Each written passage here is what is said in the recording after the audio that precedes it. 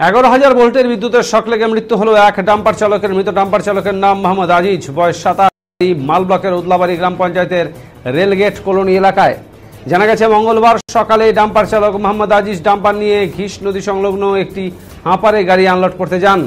ডাম্পারে মাল খালি করার সময় উপর দিয়ে চলে যাওয়া 11,000 ভোল্টের তারে ডাম্পারে জ্বালা লেগে যায়। সঙ্গে সঙ্গে বিদ্যুৎপৃষ্ট হয়ে যায় গোটা গাড়ি, আর সেই গাড়িতেই বিদ্যুৎ লেগে মৃত্যু হয় এই চালকের। তবে স্থানীয় মানুষ দ্রুত এই চালককে উদলাবাড়ি হাসপাতালে নিয়ে এলে চিকিৎসকরা তাকে মৃত বলে ঘোষণা করে। খবর পেয়ে ঘটনাস্থলে আসে নিহতের আত্মীয় পরিজনেরা এবং মালবাজার পুলিশ। পুরো এলাকায় শোকের ছায়া নেমে এসেছে এলাকায়।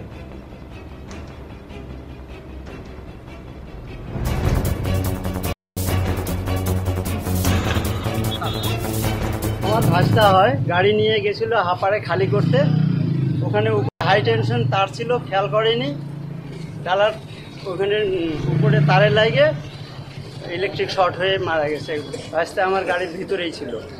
হাসপাতালে নিয়ে আসলে পরে আমরা হাসপাতালে নিয়ে আসছি, ওইখানকার লোকাল লোক নিয়ে আসছিল। এখানে এসে উদলাবাড়ি হসপিটাল ডাক্তার মৃত বলে ঘোষণা করলো। কি নাম ওনার? মোহাম্মদ আজিজ, বাড়ি কোথায়? উদলাবাড়ি রেলগেট। আপনার নাম? মোহাম্মদ সাইফুল ইসলাম। কি হন? আমি ওনার চাচা হই। আমার ভাই